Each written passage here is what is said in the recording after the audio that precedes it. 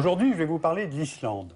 L'Islande est connue pour sa structure volcanique, pour la beauté de ses paysages, pour le tourisme, mais il vous a peut-être échappé que ce pays avait quasiment fait faillite il y a quelques années, au début de la crise financière mondiale. Et alors, entre les banques du pays, les institutions et les citoyens islandais, il s'est passé quelque chose de tout à fait intéressant que j'ai eu envie de vous raconter aujourd'hui. L'Islande est une île de l'Atlantique Nord, située à la limite du cercle polaire, au sud du Groenland.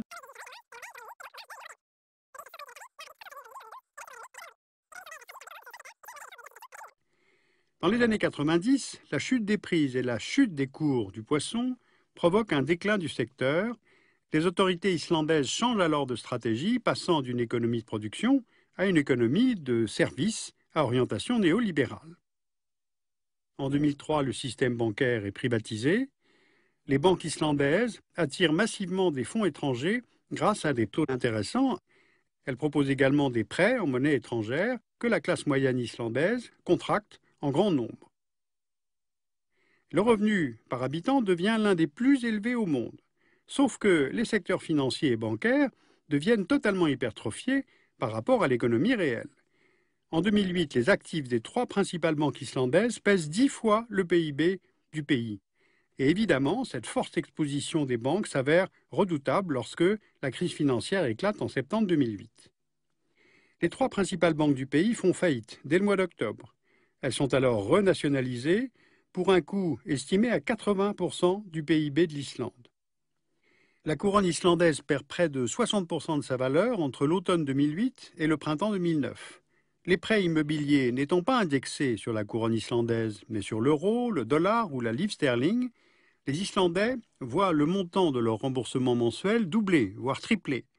Alors on considère, je cite, que l'Islande est en faillite. Le FMI apporte une aide de 1,5 milliard d'euros, auquel s'ajoute une série de prêts bilatéraux contractés auprès des pays scandinaves, auprès de l'Allemagne, auprès du Royaume-Uni, pour un total de près de 7 milliards d'euros. Mais ce dernier accord doit se faire en contrepartie du dédommagement de l'ensemble des déposants. Pourquoi ?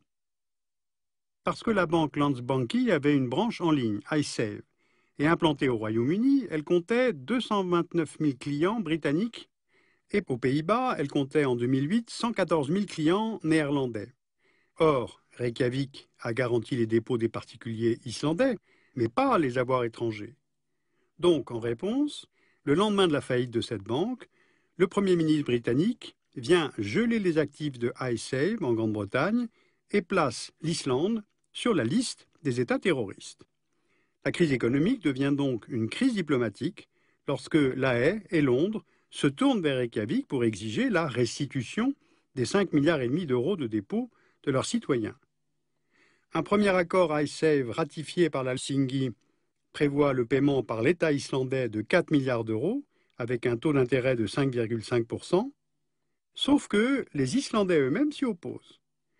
Lors d'un référendum soumettant aux Islandais la question du remboursement, la population en effet refuse à 93% que le paiement des créances vienne de l'État islandais. Et finalement, en décembre 2011, un premier remboursement est effectué par la banque Landsbanki elle-même. Donc cette histoire a une morale. Ce ne sont pas les contribuables islandais qui ont dû payer pour l'irresponsabilité des banques privées, mais bien ces dernières, après leur recapitalisation et reprivatisation, qui ont permis la revente de ces actifs revalorisés. Bien, alors où en est-on aujourd'hui de la sortie de crise de l'économie islandaise ?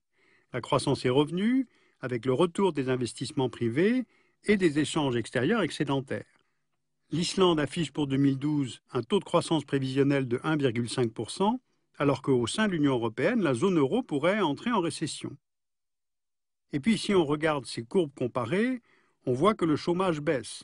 Le taux islandais était passé de 2,5% en août 2007 à 7,9% en février 2011, et un an plus tard, il est redescendu à 6,9%, alors que vous voyez, à la même date, la moyenne européenne est de 10,2%. Alors on a dit que l'Islande avait été un modèle de sortie de crise, sauf qu'il n'est pas transposable à la zone euro. D'abord en raison du poids des banques dans la zone euro. Contrairement aux banques islandaises, la faillite de banques espagnoles ou italiennes peut avoir un effet de contagion et mettre en danger l'ensemble du système financier mondial, comme avec Lehman Brothers. Et surtout, contrairement aux pays de la zone euro, l'Islande dispose de sa propre monnaie qu'elle a pu dévaluer, ce qui a permis d'enregistrer une balance commerciale positive dès la fin de l'année 2008. Mais ce que la zone euro peut retenir de la méthode islandaise, plus que la mise en ordre du secteur financier, c'est l'affirmation de décisions strictement politiques et des processus démocratiques sur les intérêts des marchés financiers. Alors on peut retenir 2 ou 3 choses de ce bref tour d'horizon. D'abord, on a bel et bien assisté à un bras de fer entre les marchés et les petits déposants, c'est-à-dire les citoyens. Or, ce sont ces derniers qui ont eu gain de cause. L'Islande a bien fait de continuer à faire fonctionner son système de paiement, son système bancaire, sans que ce soit les contribuables qui aient à supporter les pertes des banques.